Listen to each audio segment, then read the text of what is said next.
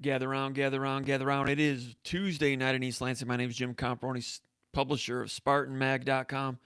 Time for Spartan Mag Live Weekly Edition.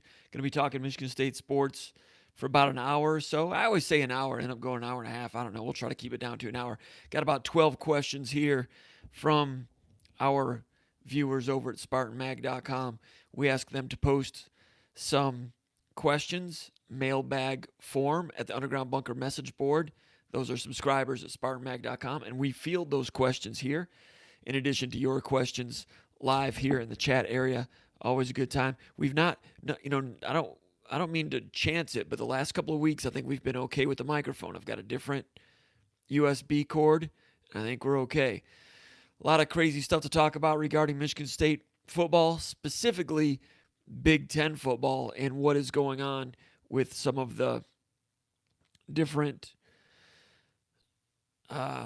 avenues of information and indications about what's going to happen with the potential of Big Ten football. Seems to change every couple of days.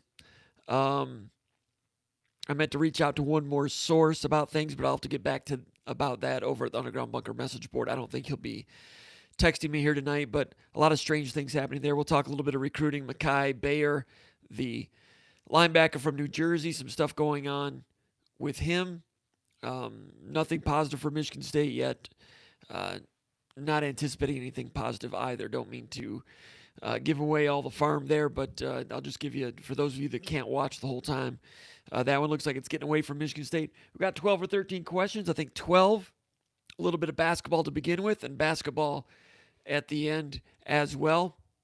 Give us a thumbs up. Subscribe to the channel here, the YouTube channel, SpartanMag.com, the channel. If you're not familiar with SpartanMag.com, get over there, check it out. Get a trial subscription, 30 days for free. See if you like it or not. Maybe you'll make some friends. Maybe you'll make some enemies. I don't know.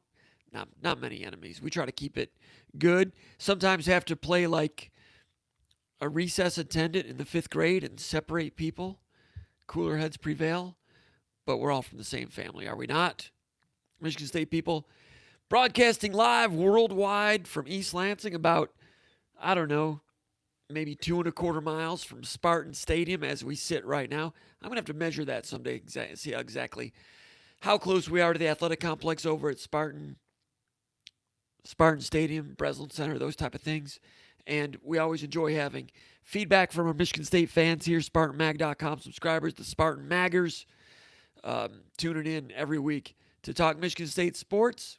Again, if you're not familiar, I'm the publisher of the SpartanMag.com website. It's the Michigan State website, part of Rivals.com, part of the Rivals.com network. Been doing it basically since the onset of this craziness that we call the internet. We used to call it the World Wide Web. Anyone remember those days? That's what the WWW stands for, if you didn't know. Let's go to the mailbag. Question number 1 from Hayden V out of Grand Rapids, Michigan. He says, Tom Izzo needs 32 more wins to surpass Bobby Knight as the all-time winningest Big Ten coach. If, and assuming when he does, how long will it be before anyone gets close to Tom Izzo? Good question about Izzo coming right off the bat. In the meantime, Mr. Boneman letting us know that he's drinking margaritas tonight. Good to hear from Mr. Boneman. Let us know what you're drinking. Let me know what kind of refreshments you're dipping into tonight on a Tuesday night. You know, on the message board the other day, we were talking about Mackinac Island. If you want to talk margaritas, there's a sneaky little place called Smoky Jose's. Smoky Jose's. I think this is the first year they're open. It's right near the dock, the Shepler's dock. And there's usually like a one-man band playing there. It's pretty good kind of James Taylor type of guy. Anyway, they are known for, or becoming known for, smoked pineapple margaritas. They specialized in smoked meats of various kinds. And while they're at it, they smoke some pineapples, make a drink out of it. I recommend it. It's pretty good. I see that Mr. Bowman's drinking margaritas. If you're ever up to Mackinac Island, check out Smoky Jose's. Izzo, 628 wins, I think, altogether for Izzo. Bob Knight, 661 or 662, depending on which which reference material you want to use. Anyway, Izzo needs 32 or 33 wins to surpass Bob Knight. Probably going to take about a season and a quarter to do that, I would think. So I'm guessing around January 15th, 2022, Izzo will surpass Bob Knight. And you're asking, how long will it be until someone else surpasses Bob Knight or Izzo? Well, you're going to have to coach at a Big Ten institution for about 25 years to get that done. And that is not going to happen very much in this day and age. Izzo is a dinosaur in that regard. So is Bob Knight. I heard Greg Ianni talking about this on the Tim Stout show earlier this week. And he was talking about how Izzo, you won't see the likes of his kind in the future in college athletics. It'll be rare. However, there is one guy that has a chance to do it. He's a combination of old school and new school. And I suspect he will have enough success to have the kind of longevity to make a run at Izzo's record. And that is Matt Painter. Matt Painter has 337 wins right now, and he's 57 years old. You figure if he coaches 15 more wins and averages 20 wins per season, which is conservative, he could catch Bob Knight, Izzo in about 15 years. Now, Painter became Purdue's head coach at the age of 36. Izzo became Michigan State's head coach at the age of 40, so Painter began 4 years earlier. Izzo might win at a slightly better clip than Painter over the course of time. How much longer will Izzo go? Can Painter go 6 years longer than Izzo? It's worth keeping an eye on. Not sure, but Painter's got a shot. I don't see many others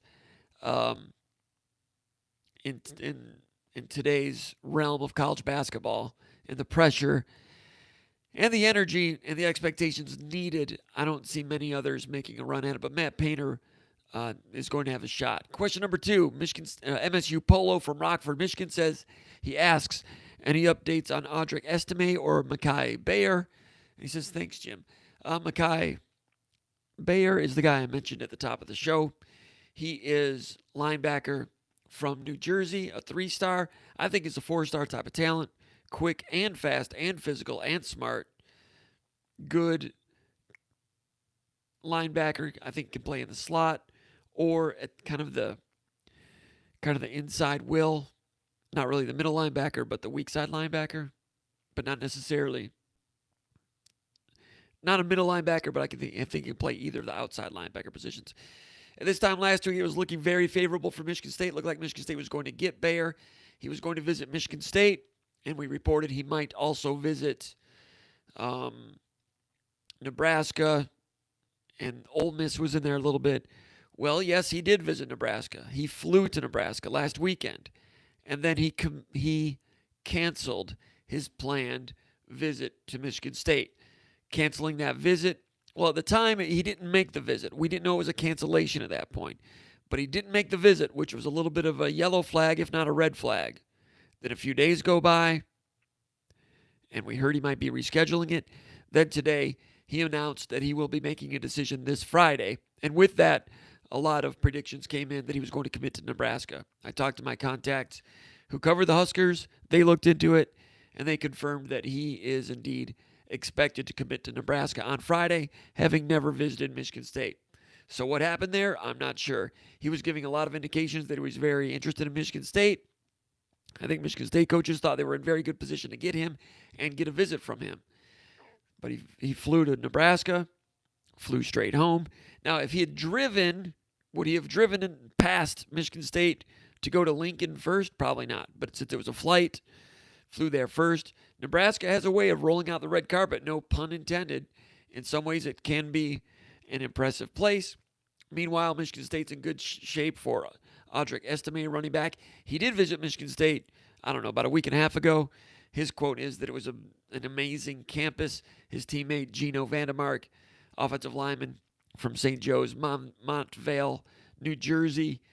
Vandermark committed to Michigan State about 2 weeks ago. He's a 4-star, top 250 national kid.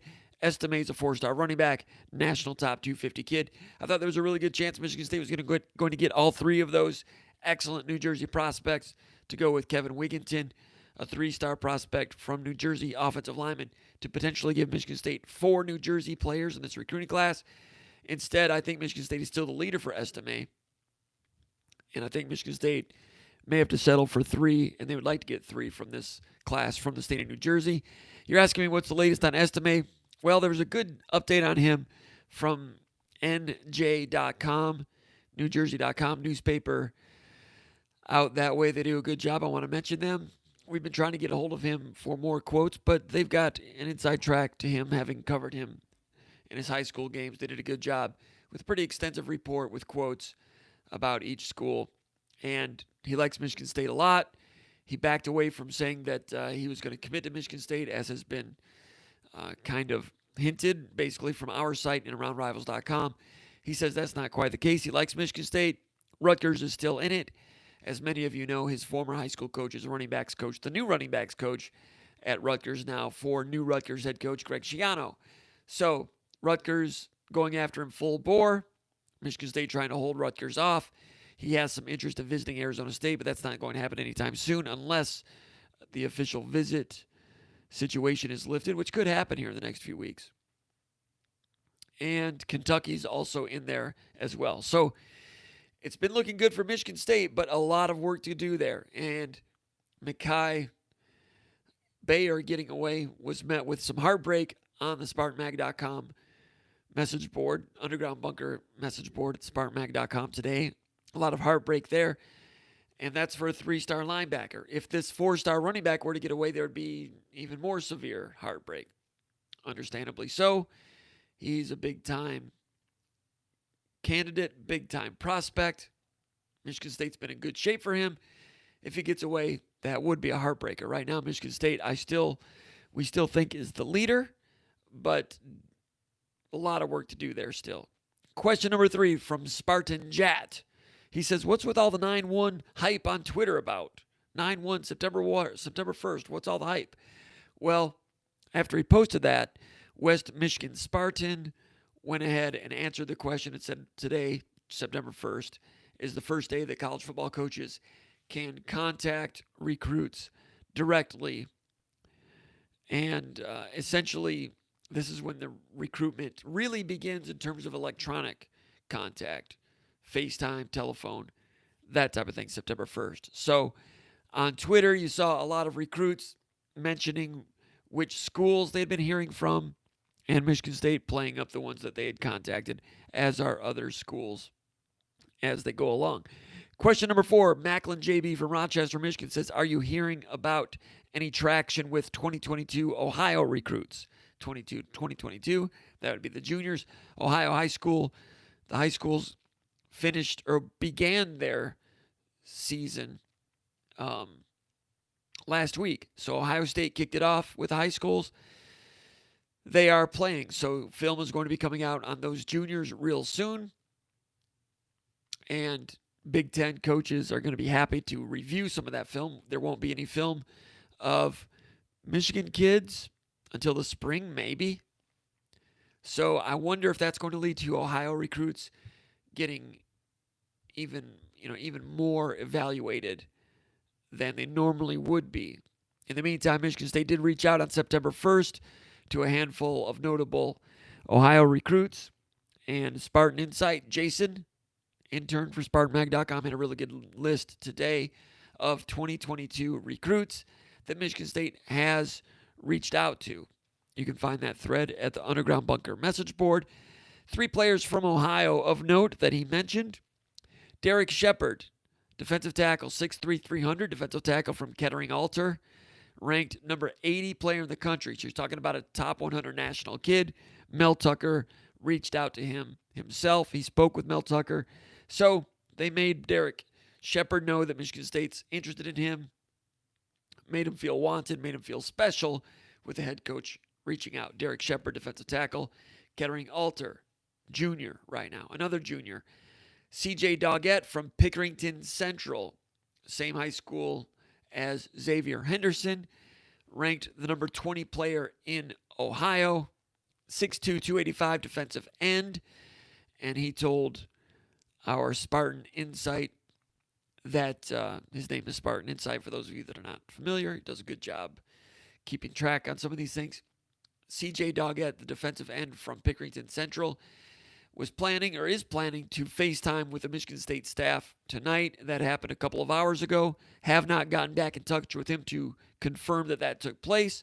But the plan was CJ Doggett was going to have a FaceTime session with Michigan State staff members tonight. So that's some prime time real estate the Michigan State coaches were able to carve out for themselves right after the dinner hour, pretty much. So Michigan State busy down there. Michigan State with only one commitment at this time from the state of Ohio for the 2021 class. Michigan State starting to try to get busier with the 2022s, a full recruiting circuit, full recruiting calendar, full recruiting, what's the word I'm looking for?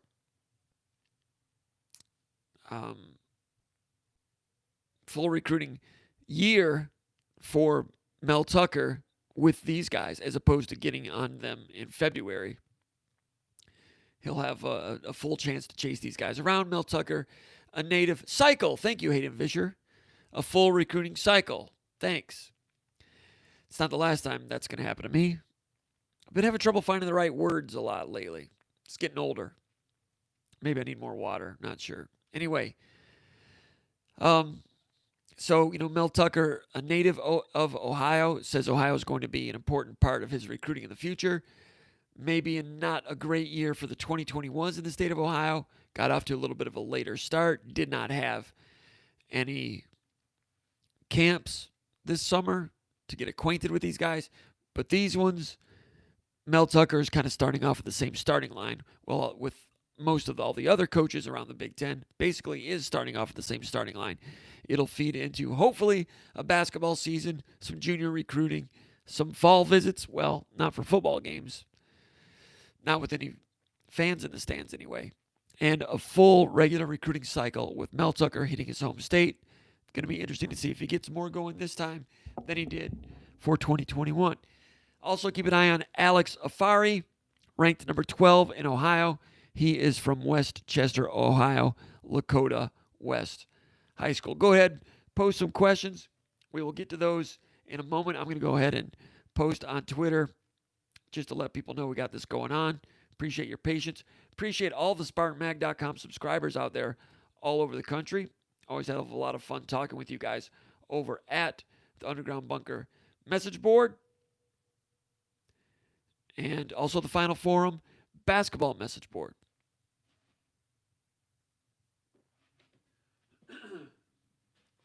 All right, let's check some of the questions here. Go right to it. Going a little bit faster pace today. Get back with you guys to see whether you like it this way better or not. Sometimes I'm more talkative than usual. Sometimes I go on irritating tangents. Bothers people, but I can't help it. No irritating tangents so far today. I can't make any promises.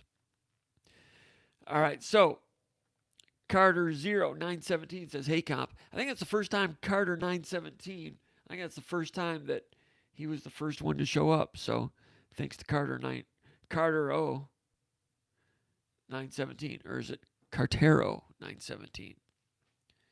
Cartero, let me know if it's Cartero or Cartero. Cartero is choice number 2, or Cartero number 1, or Cartero number 2. I don't want to mispronounce your name. That wouldn't be respectful. We try to be respectful here. MM Drippy saying, "Yo, Brad Fishenko checking in." Brad Fishenko's had very good attendance lately. We appreciate that. Hayden Vischer, what's going on? Good to see Hayden Vischer. He's a common poster here. Number 1, laughing out loud, Cartero 917. All right. I may not remember that, but I'm going to try. Cartero. All right. Also, Cartero, let's know what you're drinking. All right. James Inman, evening Jim, hearing some thunder rumbling in Ira Township, Michigan. I got to see where Ira Township is. Oh, it's over there. Is that by New Baltimore? That's northern shores of Lake St. Clair. Beautiful. Not far from the Canadian border. or by Algonac, Marine City, home of West Camer, East China, St. Clair, Michigan.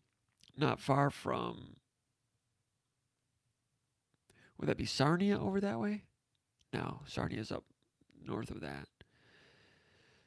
Ira Township. Anyway, you're hearing some thunder there. We had that thunder here probably about 2 weeks ago. 2 hours ago. Was out shooting some baskets with the kids. Came in, a little bit of rain. Chased us off the court a little bit. But thanks for chiming in from Ira Township, Michigan. Brad Fishenko says Tigers playing some good baseball. Up 4-0, top of the fourth.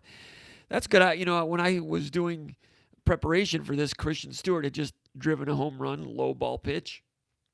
It's good for him to get a little something going. His offense has not been great this year. Tigers trying to go a game above 500 today. How about that? Good to hear Jim Price with Dan Dickerson today. Price took a couple of games off a few weeks ago, I think. Enjoy listening to them. Some people give them a little bit of a hard time. I think they're great. I love listening to both of those guys.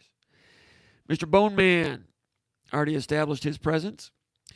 Katero 917 says, how are we looking on Benny? Talking about Rayshawn Benning, offensive tackle from Oak Park, top 100 kid. Corey Robinson had an interesting tweet just a few minutes before we went live here. Rayshawn Benning there was a tweet that Michigan State put together. Hayden Vischer ringing the bell. I don't have my bell here today. Lost my bell. Ding, ding, ding. I don't have a bell.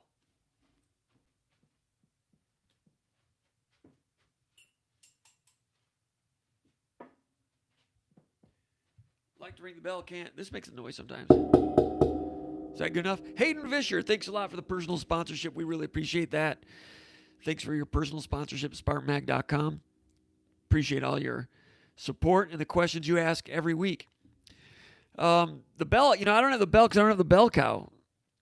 Old Tuck is here. He is the bell cow. But I don't have my tip jar sponsorship bell. I have to get a new one. Moved it. It's a long story.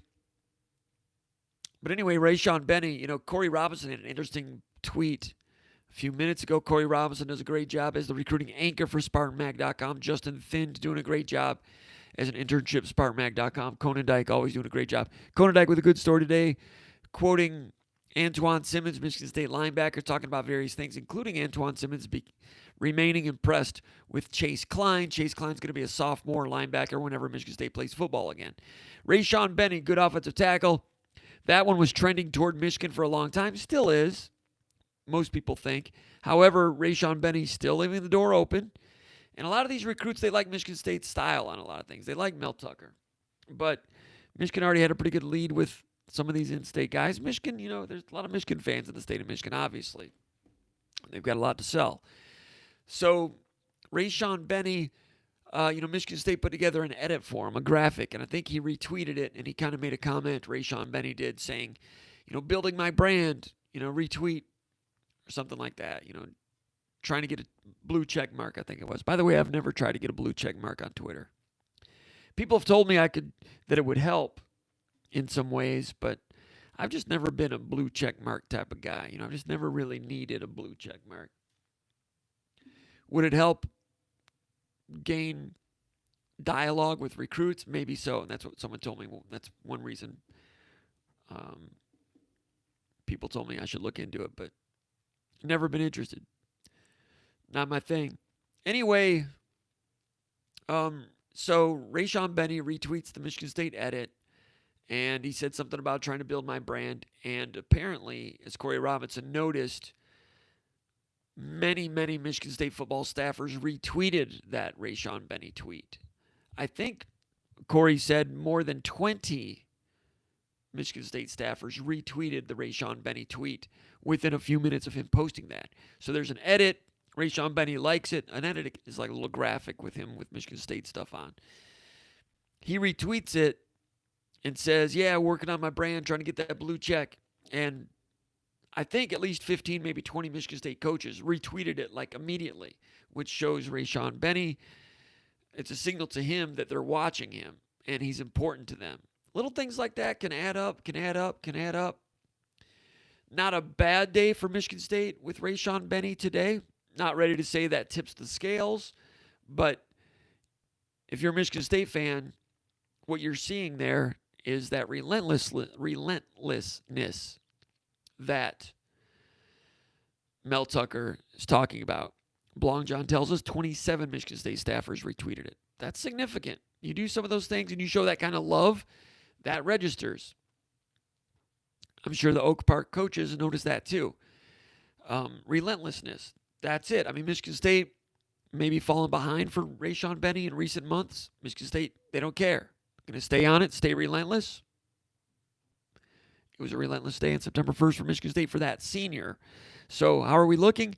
I've not seen or heard any indication that Michigan State has jumped into the lead or anything.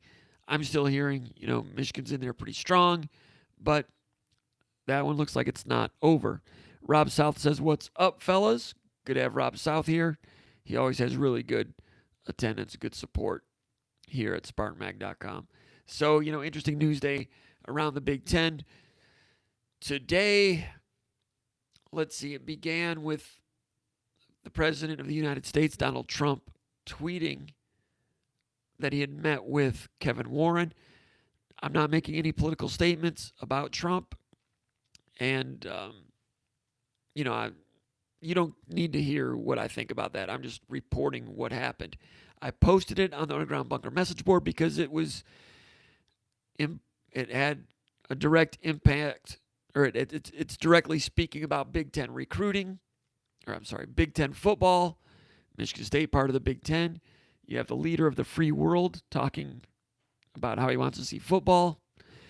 So, but the news there is he said he had a productive meeting with Kevin Warren, the Big Ten commissioner. You guys know this by now, and feels like it's on the 1 yard line, meaning close to the season starting at some point or getting the green light to go ahead. And I don't know how true that is. No comments on that. But, well, you can comment on it. I'd rather we not become angry at one another here. I'm just making some comments. If someone comments one way or another on that, then people are going to start going at each other. I'd rather people not. I'd rather see some brotherhood here. It's dangerous for me to even talk about these things, except it has an impact on football. In terms of it might be an indication that football might be closer than we think, possibly. So, did they in fact make some progress toward Kevin Warren seeing it the president's way, the United States president's way, wanting to start it earlier? Hard to say. The people that are most important, obviously, are the university presidents. Pete Thamel of Yahoo wrote an article saying that he sees it as a play by the president to try to drum up some emotions in Big Ten country, Michigan, Wisconsin, Ohio, Pennsylvania, important swing states, with football becoming literally a political football. So we've seen the governor of Nebraska call for the Big Ten presidents to consider reversing their decision. We've seen the governor of Michigan say that she was in favor of the Big Ten decision. I'm just reporting the facts. So, on one side, I think they want to see some things toward normalcy a little bit. And it's really a bizarre, somewhat confusing situation. So that was big news with Donald Trump doing that tweet today. Then a few hours later, Dan Patrick tweeted that he had heard that the possibility that things could start as early as mid to late October. He had heard from a good source. I heard from someone else who said that was also being talked about with other good sources. What I don't know right now, my first thought on that was Dan Patrick's source was probably an AD or worse, a coach, and I think that they were just an AD or a coach was, as I call it, banging pots and pans together to create noise, to say, hey, we're going to have a football season, right? Football season, it's going to happen. maybe to try to feign some momentum that could maybe spark the groundswell again to put pressure on the presidents. But the presidents, I don't think, are going to be pressured. So I didn't put a whole lot of stock into the Patrick thing until I heard from someone else who said there is some seriousness behind it. But then Pete Thamel came out and said that the presidents are kind of laughing at that, the university presidents, saying that that's not the case. I wanted to check back with my source to find out if there was anything more to this, or if the presidents are fake laughing for Pete Thamel. I don't know. But it's the strangest of off seasons that we thought there'd be football, then not, then maybe, and then only 10 games, just conference games, and then the schedule, and then postponement 5 days later. And now this. Every few days, somebody has some indication that it's going to happen. I don't know. I do know that as the finances become more and more, the reality of them hits home with these presidents of these universities. I know they want to do what's safe for everyone involved. Hopefully they're not moved too much by politics. I hear that might be the case. I don't know. But I know they want to do it with safety for everyone. I just have a hard time believing that they're going to bend on anything that quickly. I'm thinking first week of January. That's what we began hearing a couple of weeks ago. That would give them a chance to start a season and finish it in time to have a real 2021 season next fall, which I'm hearing is the chief concern of the athletic directors in the Big Ten. They want to have a real 2021 season with the regular amount of tickets sold, the regular amount of income, so they can get back to normal. And they don't want to go too long into the spring. That could hurt next fall. In the meantime, we see University of Texas, who has a ton of cash. As Amy would say, Texas has more money than God. Texas football does. Texas athletics. Richest athletic department in the country. And they announced today cuts of $13.1 million involving layoffs, furloughs, salary reductions affecting 300 people, 300 staff members. That's at Texas. $13 million. That's at Texas, and they are going to have a football season, they think. They've got the Longhorn Network. They still cut $13 million. Those are the type of cuts that are going to happen at Michigan State, Michigan, Illinois, Northwestern, Purdue, Minnesota, Iowa, Rutgers, everybody in the Big Ten, Michigan, Ohio State, I would imagine. There's a chance for bonds. There's a chance for borrowing. But there's going to be cuts. Real people are going to lose real jobs. And presidents are going to have to make those decisions. So if you're a president and you're faced with these real-world financial situations, financial implications, with people losing jobs, and then you look at their other plan or hopes to keep things as safe as possible. So you have on one balance of a scale trying to keep people safe, on the other hand, real-world cuts, people losing jobs. Initially, 11 votes to 3 among presidents. That's what we're hearing. The 3 presidents that voted for football to continue: Iowa, Nebraska, Ohio State. Any chance that more of those could swing over to that side? Maybe so. I think I read today that 60% vote is needed, according to the Big Ten bylaws, for a change. Is that possible? I guess anything is possible. And when you start getting into cuts that are going to be much more than what Texas endured. Meanwhile, you see the SEC move forward with football, ACC move forward with football. They're moving forward in small steps. They are hitting some roadblocks. We see what's happening at LSU and Oklahoma in terms of players having to sit out due to quarantine. We saw that Central Arkansas played Austin Peay. Central Arkansas tested, and so far 0 tests were positive after playing that football game. Some people have made the comment that, well, you have to wait a couple days for accurate tests. That might be the case. Anyway, football is taking place elsewhere, and it's bizarre that this week, Iowa, which is a state that had not been touched by the virus for months, So, therefore, not surprisingly, they were a state that was like, what's the big problem? Let's go forward with football. And they had high school sports. They had high school baseball a couple of months ago because they play high school baseball in the summer. So they've been forward on a lot of these things. Well, the virus has acted like a virus.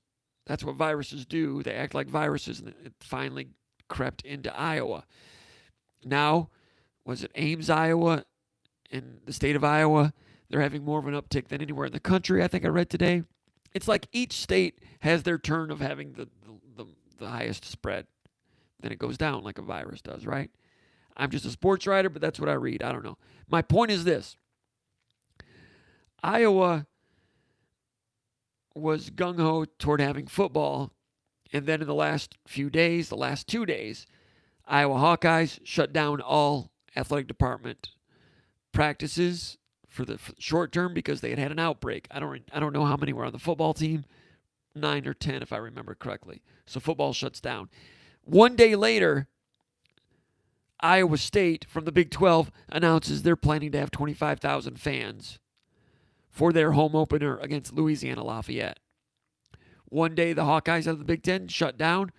The other day, the Iowa State Cyclones of the Big 12 not only announced they're still going forward, but announced 25,000 fans. You talk about the tale of two different cities within the same state. Bizarre what's going on with Iowa right now, but that's the country as a whole. But amazing that it's one of the few states that has two different power conferences represented, Power 5 conferences. Of course, you get that a little bit. I guess Kentucky has one in the ACC, one in the SEC. Texas has one in the SEC, one in the Big 12. I can't think of any other offhand. I guess Florida has one in the SEC and a couple in the ACC. Not many states are represented by more than one Power 5 school. Iowa is the only state that has one in the Big 10 and one in a football playing Power 5 currently. And Iowa State and Iowa, opposite ends of the spectrum on that one today. What do we have here? Let's go to another question. Question number 5. I didn't see who wrote this question. I apologize. It says, okay, I'm not going to get into it too deeply anyway because it goes into a lot of, it's a big question. He says, besides Antonio Gates Jr., who are guys in the recruiting classes of 2022 to 2024, 2022 to 2024 that should be on our radar? That would be current juniors, sophomores, and freshmen, going all the way to 2024. Who should be on Michigan State's radar? Radar. That's going to be about 1,000 guys. When you talk about the film they're going to look at, maybe 2,000 guys. So I'm not going to sit here and list 2,000 guys. But go to Underground Bunker message board and check out the initial 20 to 25 guys that Spartan Insight posted that received heavy, serious contact from Michigan State on September 1st, day one of electronic contact with those 2022s. Some interesting ones. I will throw a couple names out there. Dylan Tatum, people are talking about him. The quarterback from New Jersey, Stephen Angeli, actually I think it is, number 5 player in New Jersey from Bergen Catholic, 62205.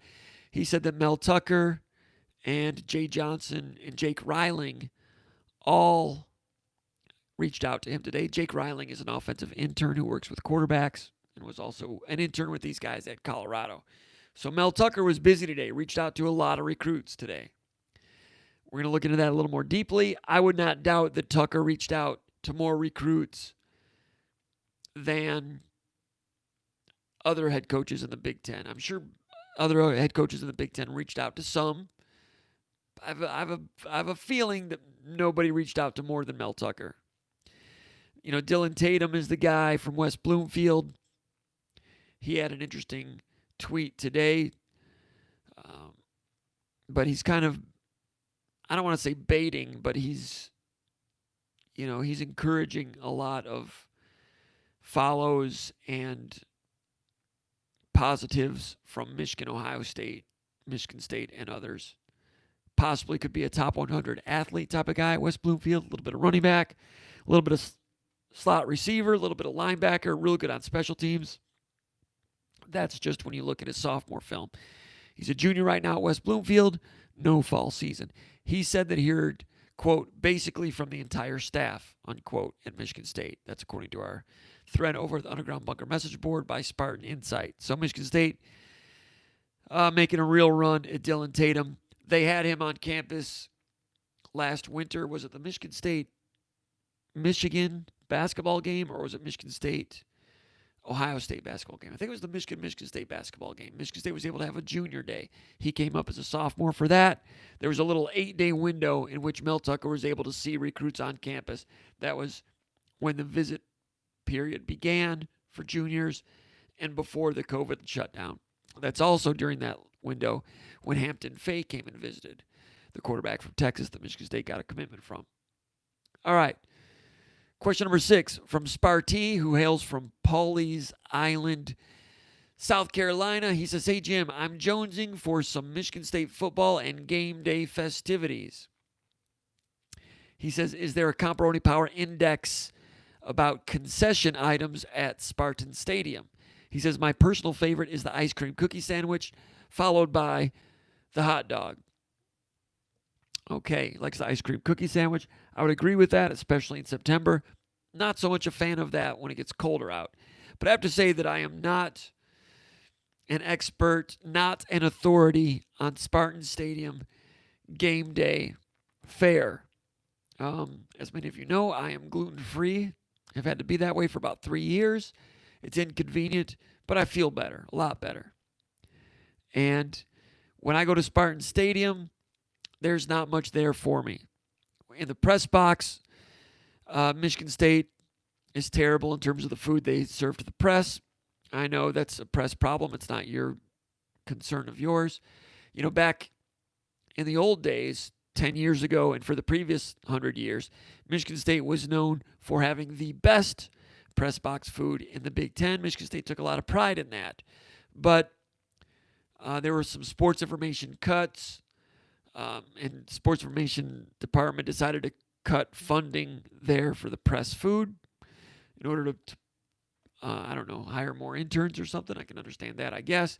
But in the press box, we basically get hot dogs and brats.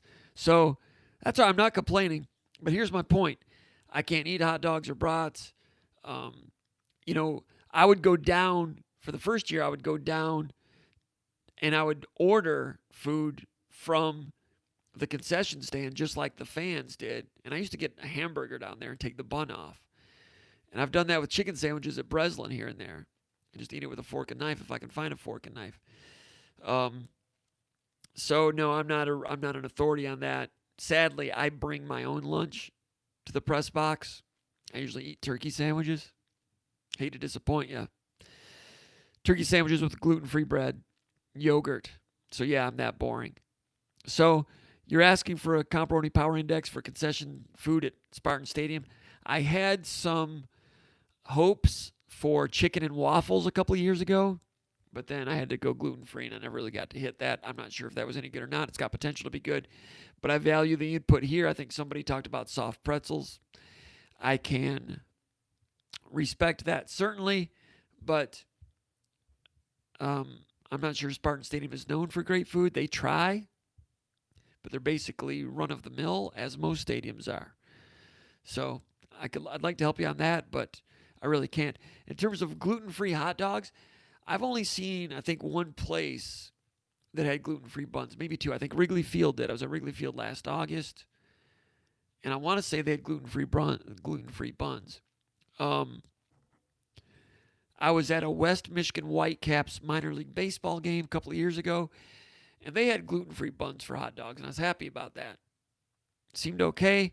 But the bun was very crumbly, as often happens with gluten-free buns. But appreciate the appreciate the effort there at the Whitecaps field. I forget what it's called. I forget what it's called, that stadium. Anyway, question number 7 from Toledo Greg. He says, for the Lake Report, okay, talking about Fifth Third Ballpark. Thank you, Hayden. Fifth Third Ballpark. Yeah, that's right? Or was Fifth Third Ballpark the old, that's what Lugnut Stadium was called before it was called Cooley Law Stadium, right? I don't know.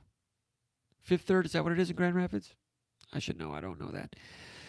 Talking about the Lake Power Index. Sometimes I rank the Great Lakes. I still have Lake Huron number 1 by a nose. Thanks to some good times I had there a couple times this year at Mackinac Island. Michael Brazil is sick and tired of Jim and his censorship and him and Paul's half-assed website. I'll read the rest of that later. I've got my Dowd's Market mug that I got for my birthday from the wife. Among other things, Dowd's Market, the oldest grocery store in America, they say. They've been trading fur there for a long time. I don't know if Dowd's was there when they were doing it. But anyway, Toledo Greg says for the Lake Report, Fifth Third is in Toledo. Fifth Third used to be, Fifth Third, was it Old Kent Park? Was that the one in Lansing? I should know that. Why don't I know that? It was Old Kent Park, and then Old Kent Bank became Fifth Third Bank. Anyway, the Lake Report. I've had Lake Erie higher than most people would think. Of course, there's only 5 Great Lakes. If I wanted to be creative, I could include Lake St. Clair and Lake Champlain just to have Lake Erie higher in the rankings. I might consider doing that. But then it wouldn't be a Great Lakes power index. Anyway, Toledo Greg is from the southern shore of Lake Erie, and he gives us a lake report today. He says we caught 30 perch between 4 guys over. Yes, thank you. Lugnut Stadium was Oldsmobile Park. Of course it was. And then Oldsmobile, of course, was contracted. And it became Cooley Law School Stadium. And today I think it was announced that the stadium in Lansing is now going to be called, I think, Jackson National. It's just going to be called Jackson Field, I think. They should call it Jackson National Ballpark. Anyway, Toledo Greg says they caught 30 perch between 4 guys over 5 hours. Good job. I think among Great Lakes, the best perch fishing is in Lake Erie. Not as great as it was 20 or 30 years ago, according to my father-in-law, but still outstanding. He says they were in 24 feet of water in front of Breast Bay outside of Monroe. He says we didn't start catching anything until we got out of the pack. Typically, we mark the perch like a long line for a foot or two. How about Vince Nystrom? Vince Nystrom, I finally made one of these live, and this has been building up like, what do you say?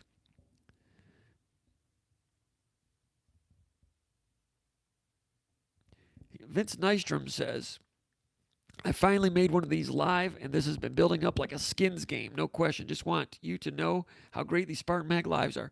Well, thanks a lot. Appreciate that. I assume you mean that it's been building up, that you wanted to give us a sponsorship, and you've not had a chance to do it live. Vince, I really appreciate that. Really appreciate that, man. That's very generous, and we appreciate that personal sponsorship a lot. Thanks, Vince. And Michael Brazil would probably disagree with you about that, but we appreciate it. And I'm going to read Michael Brazil's stuff here. I'm going to get to it. I'm not going to duck out of that. I'm not going to block him or anything. But we'll get to that. I don't know. All right. So, anyway, the perch.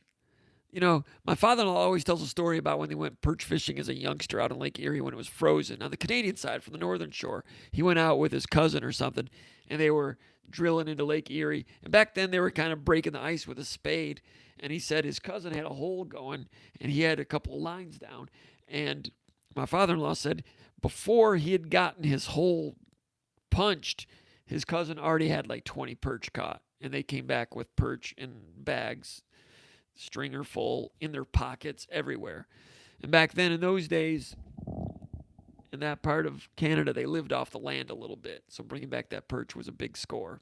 Anyway, the perch fishing's not as great as it used to be, but it's this time of year when it gets better. I'm usually over there in the summer, and the perch don't start hitting until later into the fall. Usually I'm gone by then. This year, because of the border situation with COVID, I've not gone to Canada at all. I've not done any walleye fishing from the Canadian side. So, Toledo Greg, he says, word is they're catching more perch down in the Ohio water, so I will report back when we fish down here near the Maumee Bay. I hope I'm not boring anybody, but this is a very enthusiastic supporter of Lake Erie. And he says Michigan has now joined Ohio with a lower fish limit for perch. Last year you could keep 50 perch in Michigan, now 25. He says I have no doubt it is a result of lower numbers. So fewer perch in Lake Erie, but still the best perch fishery among the Great Lakes. So that's a long vote for the power index of the Great Lakes. There's still perch there. Good for them. All right, let me get over here. I'm going to check out what Michael Brazil's been talking about over here. Let me go back and find out where I left off. All right, Old Tuck, the bell cow is here. It's good to have Old Tuck here. Rob South, Hayden Vischer, Mango Oberon in hand with the Nuggets Jazz Game 7 in the background. I'm recording that game, watching Donovan Mitchell and Murray, a couple of guys rising as NBA stars, one from the University of Louisville, one from the University of Kentucky. They both hit for over 50 points in this series. Intriguing. I want to watch it. NBA, I don't hate it. It's different. It's not like it used to be. The shot making is great from three-point range. You have to sit through a lot of missed three-pointers. I'm not thrilled with so many missed three-pointers, especially when the offense is just one guy, step back moves or making a shot for himself, which is a great skill.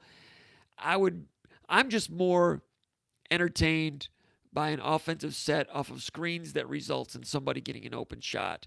The mechanics of a five-man unit creating a shot for somebody, that intrigues me and entertains me more and is more thought-provoking.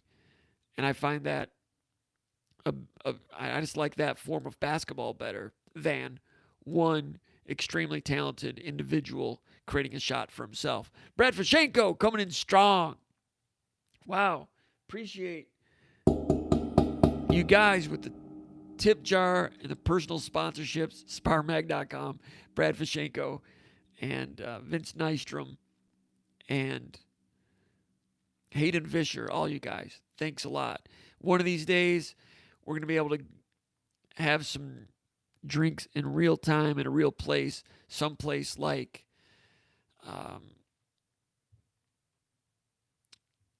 like the Harrison Roadhouse. I think it would be a good place for us to meet.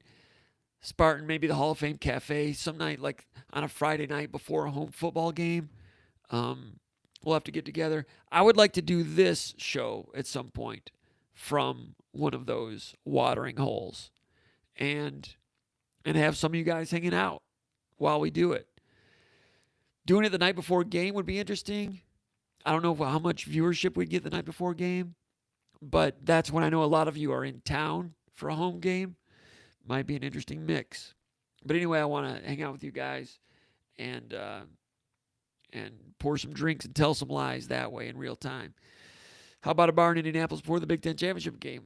That would be interesting. Also, if Michigan State, if and when they get back to that, it usually involves a lot of work the night before. And it's usually, I hate to say it, but when games get that big, there's usually so much work right up till game time and the night before. It can get a little bit rough. But anyway, Brad, really appreciate it. Thanks a lot for that. What was I talking about? Mango Oberon. Oh, NBA. I'm more fascinated by the workings of an offense to create an open shot for somebody than I am someone with all kinds of talent like James Harden continually getting his own step back jumper, makes some, misses some. When he makes it, it's pretty like, it's wow, great shot. But to me, it becomes, they're talented, they're great, they're the best, and three-point shooting's better than it's ever been. But it just becomes, I feel like I'm at the carnival watching, That guy with the mullet making shots, shooting shots to win stuffed animals. Just like making shots. I feel like I'm watching shots for stuffed animals. But with these two guys, Mitchell and Murray, they've been making so many of them that I got to watch that to see how they do it or see how they do in this game. That's enough about that. I don't want to be old man yelling at clouds about it. Not my favorite form of basketball, but certainly impressed with the individuals. I hope now that Mike Krzyzewski is no longer coaching Team USA, I hope that this form of basketball does not come back to hurt USA next summer in the Olympics, because it was this type of basketball, the Reggie Miller era after Michael Jordan, when USA basketball went downhill and finished like 5th in the World Championships in Indianapolis one year, losing to Argentina, and then in the Olympics losing to Greece, losing to Spain. On a regular basis, USA basketball went in the crapper big time because it became too much. I don't want to say lazy basketball, but it became the conserve your energy form of NBA basketball, because these guys have to play 48 minutes a game, 82 games a year, with all of the travel, 24-second shot clock. It's hard to ask these players to set screens, to spend any energy for someone else. They're just not going to do it. Some teams do. Boston and Toronto. Toronto's good again. They won the championship last year. They play more of a semblance of a team game than anyone else I see. Celtics also. But when you get these stars and you think if you put them all together, they'll have a great team, although Murray is a Canadian guy. But you put, James Harden and LeBron and, Kevin Durant, if they all played together, if they have to share a basketball, it might be 4 guys standing around watching somebody shoot. They go to the other end and they don't know how to play screen and roll defense, which is how they lost to Argentina and those other teams 15 years ago. They couldn't defend a basic screen and roll. USA basketball had a very embarrassing run of tournament losses. They brought Krzyzewski in. He got it straightened out. He helped get it straightened out with the support of Kobe and LeBron and some of those guys. I think was Popovich coaching them now. He's supposed to be great. We'll see. But I just hope that they don't screw the pooch last year with this form of basketball. It's entertaining in some ways, but we'll see whether that's... There's no question USA has the best players, but that doesn't always equate to the best teams. And I hope they don't screw it up in the Olympics next year. I'm kind of like an angry USA basketball Olympic fan. All right, Tasman says... Actually, let me go back over here. I got to get over to this guy that was angry a minute ago. Mango Oberon in hand. Is that a new one? Oberon from over on the west side of Michigan. Michigan made. Old Tuck, the Big Toe, should report soon. The Big Toe. Big Toe is Rob South. There he was. Mr. Bowman, hello from Harper Woods, where it's been raining like cats and dogs. Had some good rain here tonight, too. Needed it, in my opinion. Mr. Bowman drinking margaritas. We went through that. Mr. Bowman said, why is Penn State and Kentucky having so much success in Michigan? Penn State, Franklin has been on record saying that the talent in the state of Pennsylvania is not that great, not as good as it used to be. And he's a native Pennsylvanian. And that has hurt the region in terms of high school football in recent years. I mean, you go back to the 70s and 60s, and Penn State, or the state of Pennsylvania, was up there, with Texas, Ohio, California. Florida was emerging. Pennsylvania was outstanding. Not anymore, not so much. They had enough talent that they could fill Penn State and Pittsburgh as top 10 programs in the 70s and other parts of football history. So Pennsylvania is down. So Franklin's looking for other places where he can go and make some hay. Michigan is one of the places. Kentucky and Michigan, Kentucky and Ohio. I think we've talked about that in the past with SEC-style recruiting here and there. So, gotta figure that out on your own.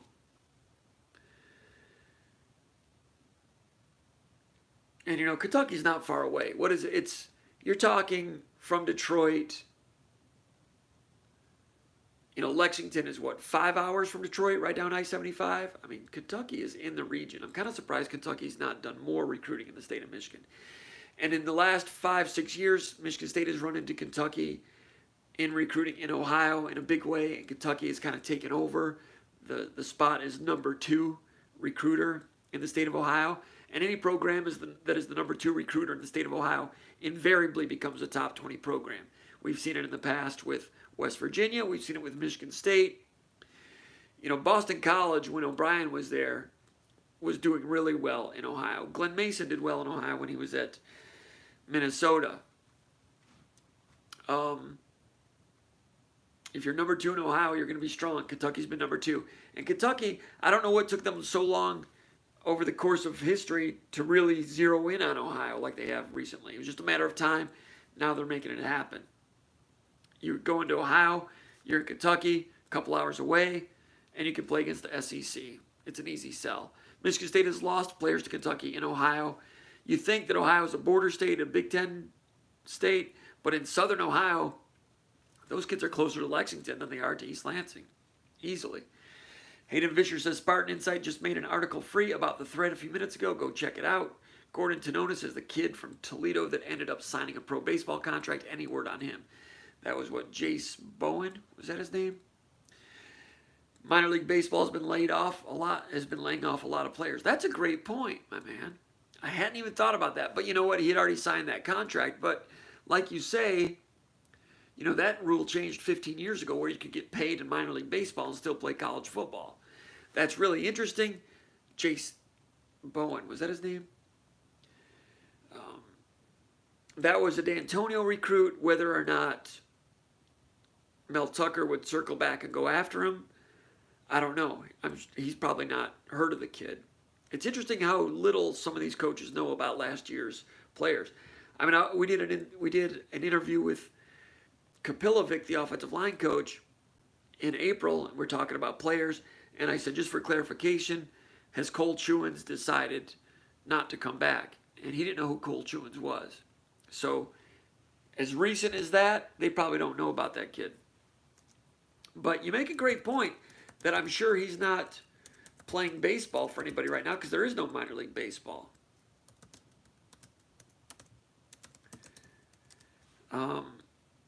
Jace Bowen. I might send a Twitter message to him just to see what's going on. That's a great question. Don't know. Anyway, Doors fan, Major League Baseball money is awful. Bowen's money was in the signing bonus. He is fine. Gordon Tonona, so was the quarterback that won the Heisman for Florida State. Talking about Charlie Ward. Or was it the other guy? All right. Where's your bell comp? Okay, that was when we had Hayden Fisher chiming in. 27 staff members retweeted. Rob South is here. Let's not even start this. Move on. That's probably when I was talking about the president. Did we lose Bayer to Nebraska? Sam Cooper asked, is Michigan State losing Makai, Bayer to Nebraska? Yes, it certainly looks that way. He's going to decide on Friday. We went through that a little bit. I'll skip over that comment from Gordon Tonona. John G., enough time has passed. What happened in 2016 with Malik McDowell? The guy, wow, Malik McDowell. He's gone off the rails since then. Complicated personality. He was a guy that was, there was some intelligence there, but just some emotional situations. And when he was younger, he kind of bucked things a little bit, and some of the veterans put him in his place, like Jack Allen and, let's see, some others.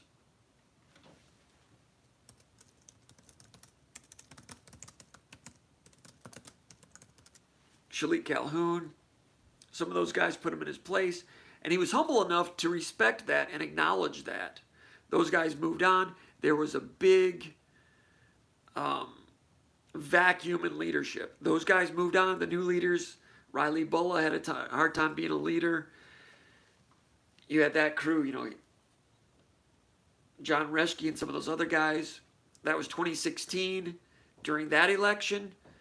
And I heard it from good sources that election played a part in dividing the locker room. Some of the captains were on one side of the political aisle and made it known, and then there were the others. Perlis used to have a saying. I heard that there was like a plaque or a sign on the lounge door that said, "This is the players' lounge. Leave your hats at home, leave your politics at home," and something else. He didn't want people talking politics, and that was very wise because politics were talked in the locker room in 2016, and it was one of the factors that divided the team. And I mentioned that a year and a half later, after Michigan State bounced back in 2017, won the Holiday Bowl, had some one-on-one time with Mark D'Antonio, and he wasn't aware of that. I'd heard it from a lot of people that, that election, sometimes it's lonely at the top and they're the last to know. He was not aware that the election had something to do with dividing that locker room. So you have that. You have Curtis Blackwell. You heard that, Blackwell, there was some animosity that some of the players felt that Blackwell was too protective and supportive of his Detroit kids and not the others. Chris Weinke thinks, not Charlie Ward, although Charlie Ward played basketball and football and won the Heisman, but he didn't have a contract in the other sport. Thanks. So you had the Blackwell situation. That was starting to fester a little bit. Lack of quality leadership, and then elements that I'm not sure if any leadership would have gotten them together. And you had McDowell emerging as the best player on the team, and he didn't really have the personality. Izzo always says your best players have to be your hardest workers, and they also need to be your strongest, best, most team-oriented personalities. Malik McDowell was not a team-oriented personality. You would see, I don't want to say he was faking injuries, but a lot of people thought that he was doing that, doing things on his own program on the field. It just snowballed. And coaches had trouble with him to the point that by the end of the season, his locker was cleaned out and they were ready to move on without him. And when the draft came, if they were NFL franchises that wanted to reach out to Michigan State assistant coaches at the time to ask what they thought of him, it's my understanding that the assistant coaches were told that they didn't have to lie. They could tell the truth on that one. It was, and you saw what happened. They went 3-9. That's how easy a pretty good team with pretty good talent, and that team had pretty good talent, how quickly a team can go from top 10, top 5 in the nation to 3-9. You lose some talent, you lose leadership, you lose buy-in, and then if your best players are like that, it's hard to win in this sport because you need everybody together really paying a physical price. Because like Urban Meyer says, in order to play good football, you need human beings to do things that a normal human being won't want to do. In terms of running down there at 22 miles an hour and make a collision with somebody who's also running at 22 miles an hour. You have to ask people and get them to perform and do things. And that one kind of went off the rails. Ugly season for Michigan State. Not sure they ever totally recovered from that. All right.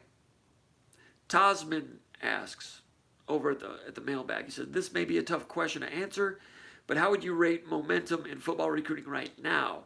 It seemed like things had started rolling again, but now Estemae is reportedly slowing things down, and it looks fuzzy for Bayer.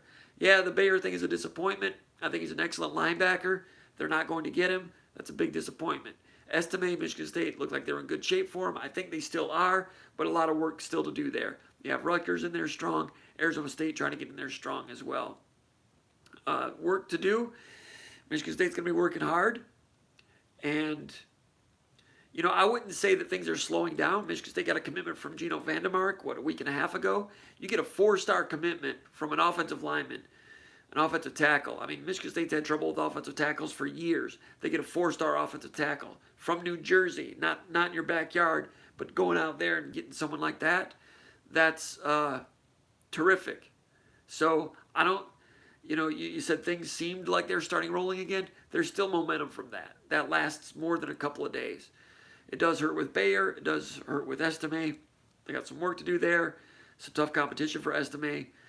It's another potential 4-star. So you've got a 4-star here lately, and then now Estemae still there, a chance to get 2 4-stars. I wouldn't say things are slowing down just yet. Now, if they'd gotten Bayer and Estemae, then you're going 200 miles an hour, and that's terrific. Not there yet. Had a shot to do it there a little bit. Engine misfired a little bit with Bayer. Estemae says he wants to make a decision by the beginning of his season. His season, I think, begins at Montvale, St. Joe, like the first week of October. So they've got a ways to go till their season starts. When he says, I want to make my decision before the season starts, a lot of people are like, well, geez, it's the first week of September. That could be any day. But that one could be coming a little bit later. That's tough recruiting, Chase. Let's go back over here. Let's see what Michael Brazil said. He says, as a 3-degree Spartan alum, it embarrasses me that Jim and Paul have such a piss-poor John with video productions and articles on SpartanMag. Jim also censors conservative content and people like me. All right. I encourage you to check out Michigan Podcast with host Steve Deese.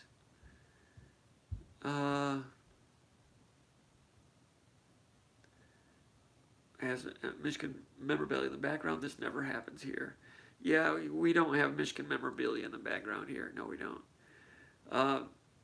Anyway, Michael Brazil, after you watch Michigan Podcast on YouTube, you will want to cancel your SpartanMag subscription. Where's the damn fight song, Jim? Where? Well, I respect that you're a 3-degree Spartan alum. I have a degree from Michigan State School of Journalism, and Homerism is kind of beaten out of you at the Michigan State Journalism School. It's one of the top 10 journalism schools in the country. And I do have a Michigan State helmet there and one there. I didn't do that when we started this, but full disclosure, I realized that I started getting more hits and more viewers by having a Spartan logo somewhere in the framework of the thumbnail photo on YouTube. So that's one of the reasons it's there. I think it's a beautiful logo. I think it's one of the best in college football. But in order for me to have credibility with the listeners and for them to know that I'm leveling with them, I can't be like fight song rah rah guy. And I've seen a lot of the Michigan Wolverine, not Wolverine.com, but a lot of the Wolverine podcasters with the pom-poms and all that stuff. And I watched some of those, and I don't know, it's kind of juvenile, in my opinion. I mean, some people like that know a lot about football, and some kind of don't. That's okay. I mean, sometimes I know a little bit of football, sometimes I don't, but not going to wave pom-poms here. And there are other podcasts where they do that. And I've had people tell me that I'm probably missing the boat there a little bit, that I need to do more of that. I've got Lynn Shadnoy back there, the early 50s, or late 40s look. Got a lot of respect for him. But, you know, when Michigan State's losing, I'm going to try to level with you. And when they win, I'll try to level with you about what's going right and what's going wrong. I'm not going to throw a fit and call for people to lose their scholarships. I'm not going to cry in your beer when Michigan State loses. We try to be more clinical about things. It's okay for you guys to be like that, but I'm a J school grad at Michigan State. And if you do that at the state news, they'll beat that out of you. You try to be a professional newspaper. And I was there 30 years ago. But a lot of people that come up from other colleges didn't have that experience at various student newspapers, don't have an accredited journalism school. Ann Arbor. Okay, so that's why that is. That's the name of that tune. And Robert Nixon says, Michael, you're a Walmart Wolverine. Now, I will rip on others outside of East Lansing and have fun doing that. I'll give others outside of East Lansing credit, too, if I think they've got good football teams or doing things the right way. All right. Let's go back to the mailbag. And let's check out Spartan MD from West Bloomfield. Anyway, just to talk a little bit more about that, I know that Michigan fans think I'm a homer. In some ways, I admit that I do enjoy watching some of these Michigan State athletes have success. As a human being, I like to use this example. I watched Denzel Valentine when he was in the 9th grade in the Spartan shootout. Steve Finnemore was there. He's like, keep an eye on that guy. That's Denzel Valentine. He could be a player someday. That's Carlton's son. I'm watching him, and he was okay. He was okay as a 10th grader. Got a little better as 11th grader. Conondike was one of the first that's like, man, Denzel Valentine is underrated. You saw some of the passing and stuff. Michigan State decided to recruit him, got him. And then, had a couple of good years. Then I think was Denzel a junior or a senior? When they went to the Final Four, I think it's a junior. And I was on the court videotaping it. And Carlton is on there like crying, watching Denzel Valentine cut down the nets. And he yelled, cut it down, Moo, cut it down, Moo. He calls Denzel Moo for some reason. You see Matt Costello crying, embracing his father. I'm on the court there. And these are human beings that I've known since they were 15. And to see them do that on that stage in the regional finals at the Carrier Dome in Syracuse, beating Louisville to go to the Final Four, am I going to be 100% objective and not be moved by that? No, I'm a human being. I've known these guys for a long time. Professionally, I'm not friends with them. I'm friendly with them. Friendlier with their parents in some ways. Although I try to limit that as well because I don't ever want them to think that I'm stabbing them in the back by saying bad things about their kids. Anyway, for me to witness that and not feel good for them and maybe not to root for them to beat Louisville that day, I can't lie to you and say that I was totally objective and didn't care who won that game. So as a human being, I do fail that way in a way that my journalism professors and past editors would say shame on you. But by the way, that game when they played Louisville, that was one regional final that I would not have minded Michigan State losing that game. Because as a family and our extended family, we were going to Florida in a few days for a vacation. And because Michigan State went to the Final Four, I went on vacation for 3 days, had to leave vacation to go to the Final Four, and then back to vacation, and never really got to totally unwind while I was down there. If Michigan State would have lost to Louisville, I would have been okay with that. I'd been like, okay, I get a full vacation in Florida. Going into the game, that was one game it really would not have.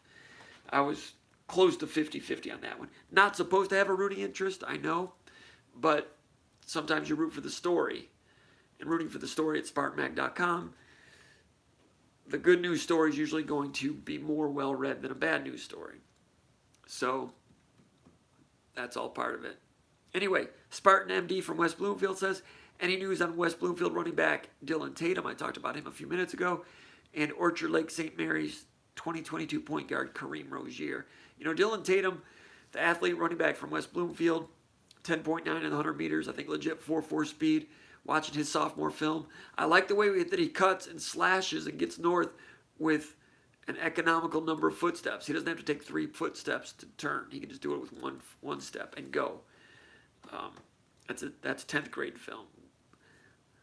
He looks to me like he's headed in the same type of projection as a Jeremy Langford type. Although it took Jeremy Langford 3 college football seasons, maybe 2 college football, 3 including his red shirt, to really find himself after playing wide receiver, corner, running back, corner, wide receiver, back to running back. But this guy accelerates like that. Look forward to seeing what he can do as a junior. Won't be any junior film this fall. Maybe there'll be some in the spring. Maybe we'll see Tatum in the summer. And I look forward to seeing if he keeps progressing. Michigan State's right in there. He's been retweeting a lot of stuff, Michigan State, Ohio State stuff. Spartans here on September 1st, the first day to get in contact with him, we're all over him. And he tweeted a photo of himself with Mel Tucker at a Michigan State basketball game last winter. Also 2 photos of him in uniform, Michigan State uniform from a visit around that time. Also photos of himself during that visit with running backs coach Will Piegler and also the director of on-campus recruiting, Lisa Ben-Cham. I don't know if I'm pronouncing that right, Lisa Ben-Cham. I've not met her yet. I need to find out how to pronounce that. Anyway, he tweeted those photos with some hearts and some Michigan State stuff. He tweets positive things about other schools as well. But that's going to be a good recruiting battle. He's a junior right now at West Bloomfield. Tough kid, plays some linebacker, makes some hits on special teams. Also, Kareem Rozier from Orchard Lake St. Mary's, 5'9" point guard, strong, quick, very good with some flair with his passing. Good passer. At 5'9", with his passing ability, reminds me a little bit of Tyler Ulis.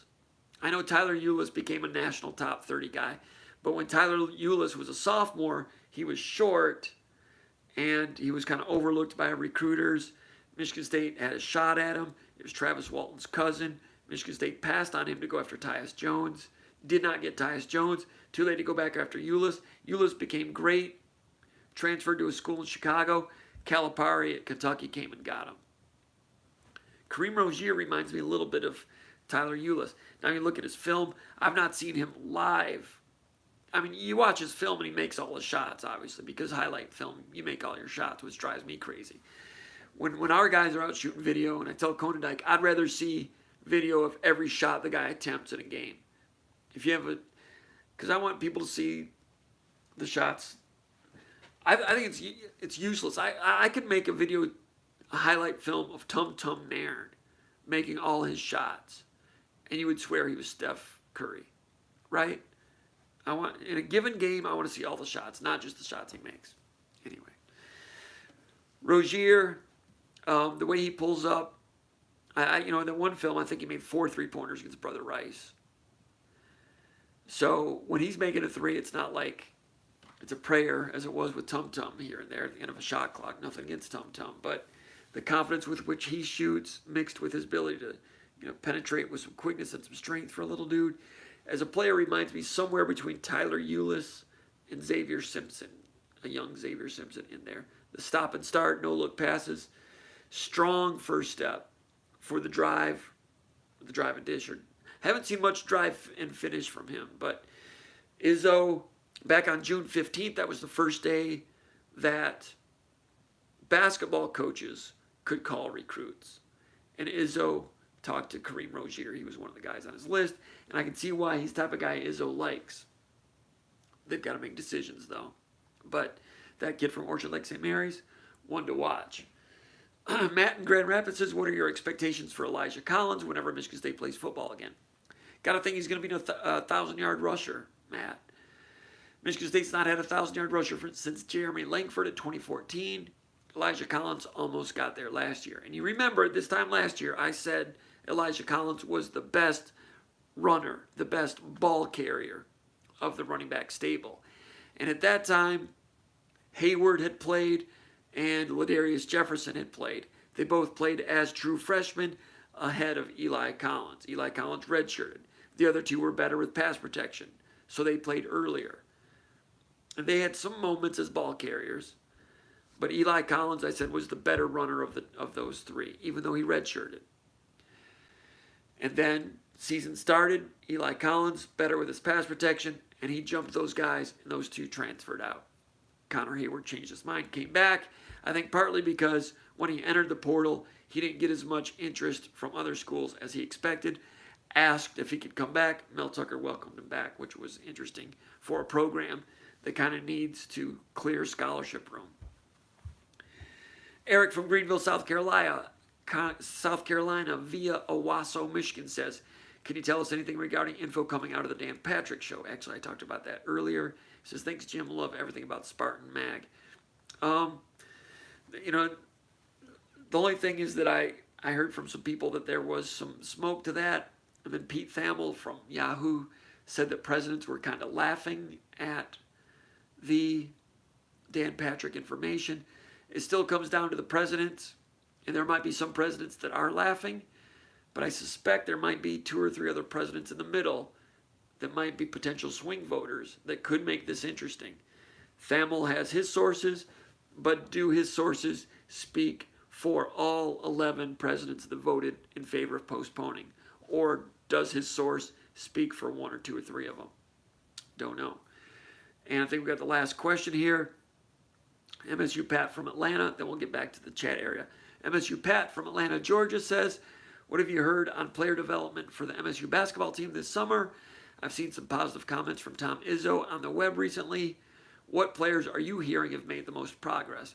Well, Izzo said some good things about Foster Loyer a couple of days ago on the Andy Katz podcast, and a lot of people thought, geez, Lawyer's playing better. See, I told you he was going to be good. Those that said he's not any good, you can suck it, because Lawyer's good because Izzo said it. You got to remember, Izzo says things for an effect. He gives information based on what he thinks the public needs to know and what he thinks the public can handle. Sometimes when he says things, he's saying things so that the player can hear it. My guess, I've not talked to Izzo about this, my guess is that Izzo wanted Lawyer to hear his name positively. Maybe he felt Lawyer needed to hear that because you've got Rocket Watts moving to the number one point guard, and you've got Hogard coming in as a guy that's a combo guard, could eat into that playing time. Michigan State likes to have the coaches like Foster Lawyer. They think that he could become, if he wants to be a 10-minute per game point guard, he can be a very good one if he's willing to take that role. So I think they'd like to keep him around. So, and I don't doubt that he has been playing pretty well, but take that with a grain of salt a little bit. You've heard that the coaches feel that Joshua Langford is doing some good things ahead of where he was last year. At this time last year, he's having a lot of health setbacks. Cautiously optimistic so far, not as many setbacks. I talked to some basketball sources today to find out exactly what they've been doing. Good question from Doors fan. Is Lawyer's brother a legit Big Ten prospect? Yeah, I think he is a legit Big Ten prospect. I think Michigan's offered, Michigan State is not. Does that have something to do with it? Maybe, especially if his brother continues to progress. Now, Joshua Langford, well, as far as what Michigan State's been doing, they've been doing workouts, small group workouts, small group strength conditioning. They've not been doing 5-on-5 play yet, okay? So there's not been any of that. They went home for a couple of days, and then they came back this weekend. He sent them home, as he normally does, late summer, go home, get recharged, come back for the long haul. Did that again, my understanding. I know that they did go home. I don't know if that's the only time they'll be going home, but as you know, sending athletes home is, at this time, under these situations, can be a little bit dicey. But with all the testing Michigan State's been doing, they felt good. They could send them home. All those guys were clean with their tests. Come back, test again, wait and see, everything clean, start to play again. At that point, it's my understanding they might get back into the 5-on-5 once school starts, and school has started. NCAA allows you to do, like, you can do a full 12, 15-man practice for, an hour and a half a week. So Michigan State in the past at this time of year has done maybe 40 minutes on Tuesday, 40 minutes on Thursday, 20 minutes somewhere else. Whatever that adds up to, whatever they're allowed. And that rule changes from year to year. I think last year they were able to do more. I'm trying to find out more about that and what they're going to be doing. But short answer, they've had small group workouts. Langford looking pretty good. I've not heard anything about Hogard yet or Sissoko, but I've got some calls out and hope to hear more about that. And the legit 5-on-5 has not happened yet.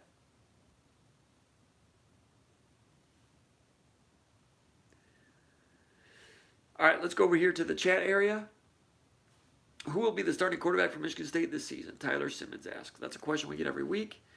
And I always say, I don't know. The coaches don't know. The coaches were able to work with players for about 5 days before this shutdown. They probably gained some opinions about their new players that they've inherited, but they're not sharing that with us. They're not sharing it with the players. All I can tell you is the previous staff, there was a feeling that Brad Salem wanted to explore things with Peyton Thorne, and a feeling that D'Antonio most likely would have gone with the experience of Rocky Lombardi to begin with. I don't think it's a small thing that last week when we had an interview opportunity with 4 Michigan State players, that Rocky Lombardi was one of them. Rocky Lombardi is also a member of the Eagles Council, voted as one of the 12 leaders. Rocky Lombardi considers it his job. He's tried to improve his craft. He's confident. He thinks he's there. So don't count him out. Don't discount the possibility that he could show some improvement. But Peyton Thorne, honestly, I've not seen him play since high school. Would have loved to have seen those guys play in the green-white game a few months ago. Didn't happen. So if you're asking me who it's going to be, I don't know. If you're asking for a prediction, I can't even give you a good prediction right now. Robert Nixon says, great food is Texas baseball stadiums. Michael Brazil still says, sick and tired of Jim and his censorship and him and Paul's half-assed website and videocast, and that any college student could produce better. Embarrassing as hell. Okay. Embarrassing as hell. Apologize about that. We are somewhat primitive, and I do say that at the outset of these telecasts, these podcasts, that they are primitive. Now, this is live, so it's got a chat area, which welcomes give and take from the masses. If it weren't live, we could record it with better video quality and better audio quality, because when it's live like this, the video quality is going to suffer. So just understand that. But that's part of what you get when we go live. And I want to go live because I want to get the interaction. Michael Brazil says the BS discussion about Great Lakes is an example of the unrelated topics and stupid discussions that he engages in. That hurts. That hurts. All right, John G says, all right, let's go to Gordon Tonona. If you don't like them, don't watch the podcast. Calls them a numbnut. Okay. Appreciate people coming to my defense a little bit, but I respect people's opinions. Let's see. And we obviously don't censorship.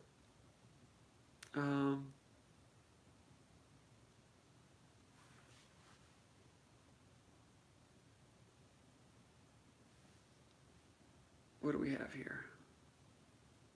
I saw something here that had some foul language, and I just had to read it to see whether I wanted to put it out there or not, so I didn't put it out there. I got to wrap it up here. Chris Hansen went to the MSU School of Journalism. I don't know who you're talking about. Is that the guy from Iowa that does the Michigan? He's a Michigan State grad who does the Michigan podcast. Yeah, okay. I don't know if that's Chris Hansen or not. Hayden Vischer, are you wondering why their fan base is the way they are? Ed Francis. All right. Brad Fashenko, I've been with SpartanMag for many years. I love that Jim doesn't wave the pom-poms. Vince Nystrom says, Jim, what are your thoughts on the coaching carousel this year? I would guess we might not see a lot of movement. I was worried MSU might lose Tressel and or Barnett after 2021, but might keep them now, question mark. I think Tressel is a guy that's going to have some opportunities. I think he's going to have some opportunities to be a defensive coordinator somewhere at a place that will be willing to pay him $800,000 or $900,000. That's just a guess. So it's still a long way to go to see what happens with the coaching carousel. See, but that's going to be interesting because the coaching carousel usually hits in January. I haven't thought about this. If the Big Ten begins football in January, then Michigan State would have a better chance to hold on to Tressel for another year, because that's when coaching staffs make moves there, and also after the February signing day. I guess some programs could hang on until March and April and wait for Big Ten schools to finish, but you raise a good point. I don't know if that was your direct point, but just talking it through, I think they've got a better chance to keep Tressel because of the way the calendar might fall. Mr. Boneman says, I used to post on Spartan Tailgate for 20 years. Looks like I found a new home. Great job. Comp. Thanks, Boneman. And Francis says, what's Jim think of Michigan commitment? 5-star J.J. McCaffrey. That's the quarterback. I saw him at some camps last summer. He's athletic. Saw him do like a round-off back handspring, or was it a back summy, I think. So I've not watched him closely. I've not watched his games, not watched his film, so I've not broken that down yet. They've had a lot of 5-star quarterbacks there in the last 30 years, and a lot that didn't turn out. Unfair to pin that on him, but I would hope that their fans would not be in the pumpkin patch about it and assume that the great pumpkin is happening this year for sure. Ed Francis says, I think he's too short, too small. Robert Nixon says, I was frustrated with Le'Veon a few years ago for his seemingly juvenile behavior, but I met him last year at an MSU game, and he took a video of us on my phone, and I gained a lot more respect for him. Not surprised about that. pretty good guy.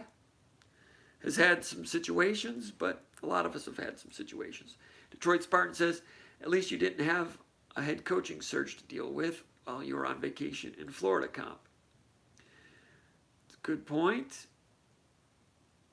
A little inside joke there. Doors fan says, Tatum looks like the speedback MSU needs. Need a home run threat.